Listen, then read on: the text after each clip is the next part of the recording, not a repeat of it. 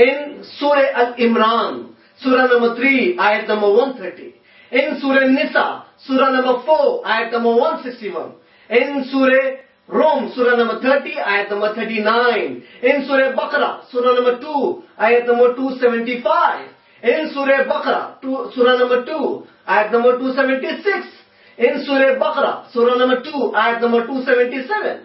In all these places, Allah says that interest is prohibited. And interest is also prohibited in Rigveda. Book number 3, hymn number 35, verse number 14. Interest is prohibited in Rigveda. And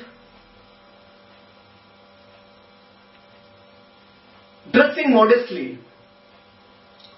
If you do hijab, if you cover your body, you are doing ibadah, worship of Allah subhanahu wa ta'ala. Allah subhanahu wa ta'ala says in glorious Quran, in Surah Nur, Surah number 24, ayat number 30 and 31, Allah says, say to the believing men that they should lower their gaze and guard their modesty. And ayat number 31 says, say to the believing women that they should lower their gaze and guard their modesty. And they should not display their beauty and ornaments and ordinarily appear thereof. That they should draw their veils over their bosoms, not display their beauty except to their husband, to their fathers, to their husband fathers, their father's sons, their sons, their brothers' sons. And dressing modestly is also mentioned in Rigveda, book number 10, hymn number 33, verse number 19. Men is forbidden to wear female dress. In Rigveda, book number 10, hymn number 85, verse number 30. Men is forbidden to wear female dress. Not degrading women and considering them equal to men is also worshipping Allah subhanahu wa ta'ala. Marrying women of our choice up to 4, that justice would be done between them and none will be degraded or treated inferior to other. Otherwise, marrying one woman is also worshipping Allah subhanahu wa ta'ala. Allah Himself says in glorious Quran, in Surah Nisa, Surah number 4, ayat number 3, that marry women of your choice, 2 or 3 or 4. But if you fear that you shall not be able to deal justly with them, then only one. And if you read Hindu scriptures, it says in Ramayana Balakhand that Dasrath, father of Ram, he has more than one wife. And it is mentioned in Vishnu Sutra, chapter number 24, verse number 1, that Brahmins can have 4 wives. That Brahmins can have 4 wives. And it is mentioned in Mahabharata, Anushashan Parv, section number 15, that Krishna had 16,108 wives. If Krishna can have 16,108 wives, why can't we Muslim have 4? Salah. The second pillar is Salah. Can be understood as the most important method of worshipping Allah subhanahu wa ta'ala. Allah considers Salah as a physical representation of the faith and belief of an individual in Tawheed, to accept, to proclaim and to worship Allah as the only one and true God. There are 5 canonical prayers that Allah made obligatory. Allah made obligatory, which have to be performed daily in a mosque forming a congregation. touching leg to leg, touching shoulder to shoulder, whether you are a king, whether you are a pauper, you must stand together without any discrimination of social status. Zakat, if translated into English, means to purify or to grow.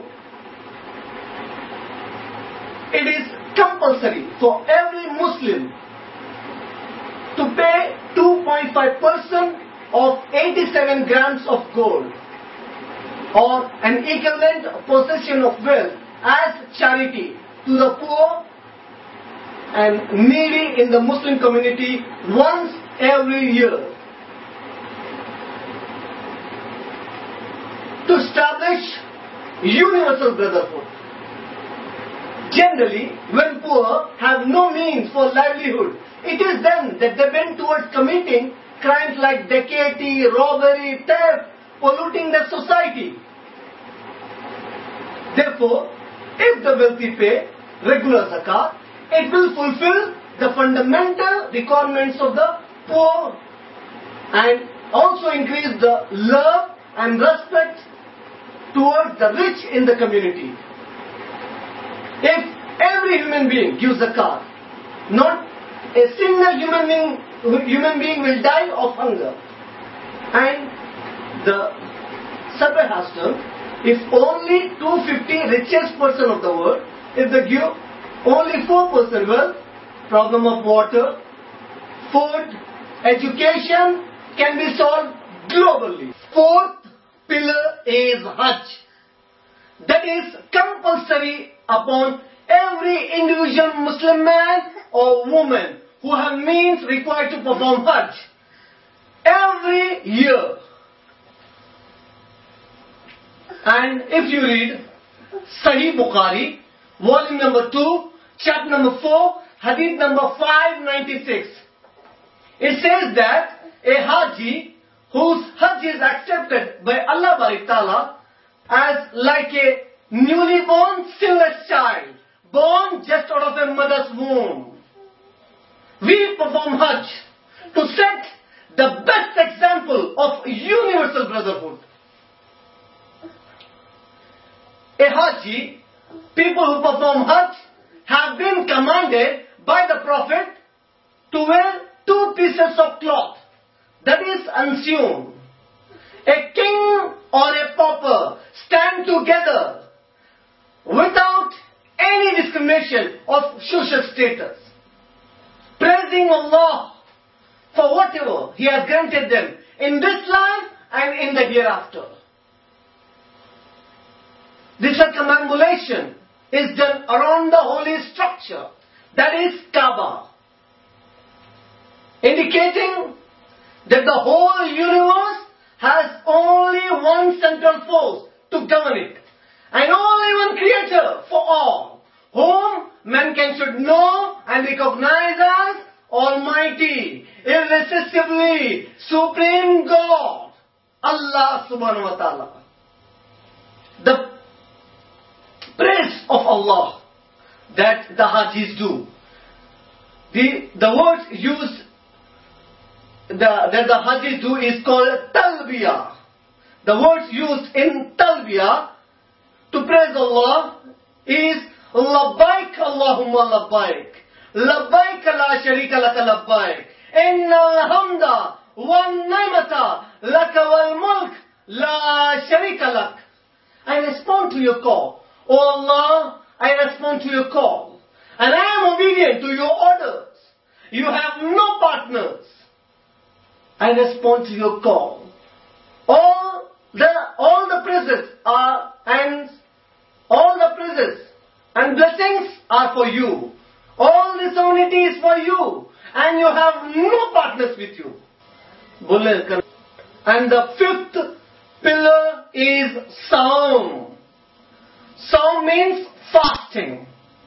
It is mentioned in glorious Quran in Surah Baqarah, Surah number 2, ayat number 183. That the purpose of fasting is mentioned as taqwa, God fearing or God piety.